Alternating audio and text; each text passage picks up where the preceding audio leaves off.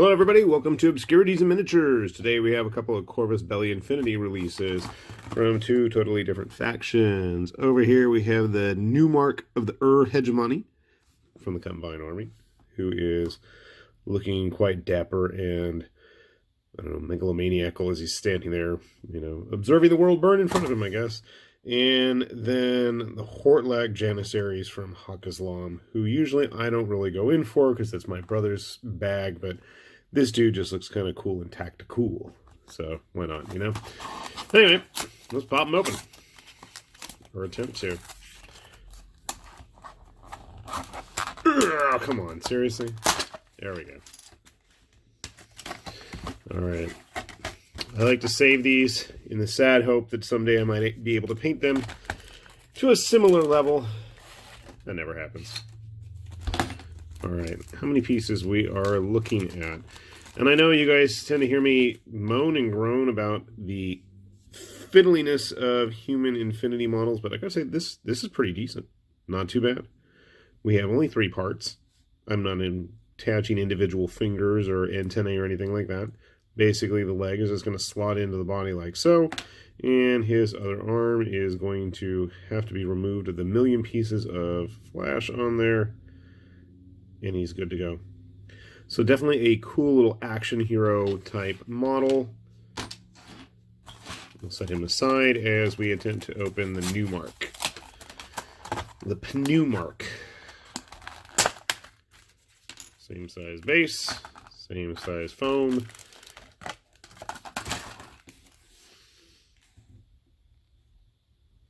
Very elegant and overdramatic as he stands there with his magic orb. Honestly, I was kind of thinking of using this guy in Frostgrave.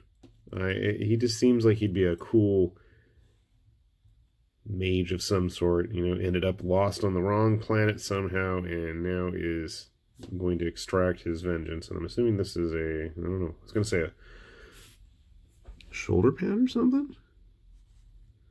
I don't know.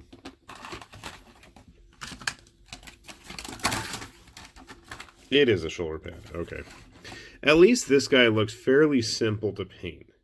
He's not too complex. How tall is he? Maybe it's just me. These feel pretty tall for Infinity models. You know what? Okay. After I build these guys, somewhere I should have some Pano dudes. I have a Frostgrave guy handy. You're bigger than a Frostgrave model. That is impressive. How do you stack up to a Marine?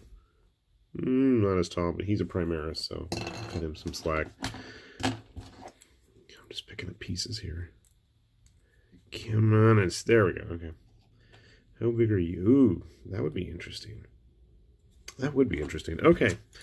I'm going to go see if I can find where any of my actual painted Infinity models are, and we will get these two put together and see how they turn out.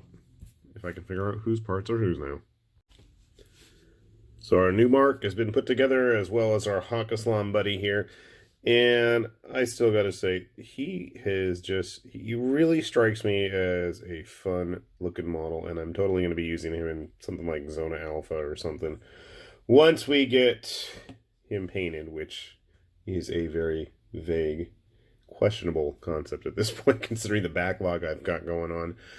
Sadly, I could not find any of my painted Infinity stuff. All I have handy is a tag, which really does nobody any good because it's a tag and it's a heck of a lot bigger.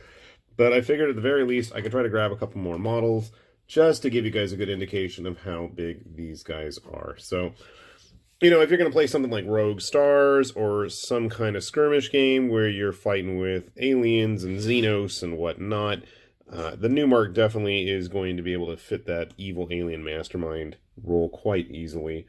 Grabbing a Fallout model. I don't know what he's doing against Fallout dudes. Grabbing a Marine just to give you an idea. So, for a long time, Infinity always seemed to have this bad reputation as being, tiny and spindly little delicate models, and that was true for a very long time. But a lot of the newer models are much more in line with current sculpting sizes and standards. So he's not going to look totally out of range with a lot of other stuff. Grabbing another random Fallout model, just as an example here. You can see, again, good, decent sizing. In fact, it almost looks like the Infinity models are larger than the Fallout stuff, which is quite surprising, actually. That is very interesting. I was not aware of that. So, something to keep in mind, I guess. Grabbing a couple of human-sized models from Necromunda. Always a good choice for trying to get a sense of scale. So you can see, while the proportions are a lot less chunky and heroic, despite the more modern sizing that our Orlog friend has here, these are definitely still a lot more true scale than GW's latest offerings. And, you know, our DLAC guy is kind of hunched over there. But definitely, I think they're going to fit in with a lot of different sci-fi ranges. Our Hog-Islam guy here could definitely fit into any kind of near future tactical espionage type game you may have in mind. He doesn't look super high tech, so again, you know, you could probably get a lot of use out of this guy. Whereas with our Pneumarch friend, he's definitely going to have to be more in the realm of just pure science fantasy type stuff. And I didn't realize that was actually the back of his armor. I thought it was a shoulder pad or something. And I'm still not sure what he's actually supposed to be having in his hand, but it would probably help if I ever read the rules to Infinity once more, because it's been quite a long time since I ever took a look at it. Anyway, cool little models. Definitely keep an eye out for them. And thankfully with Infinity, while some local stores may not carry it, hint, hint, any of the ones around me, there are plenty of online options available. So do keep a lookout if you're interested in any of those, at least online. With that said, this is High Lord Tamberlane with Obscurities and Miniatures, saying thanks for watching, and we'll see you back here soon. Bye-bye.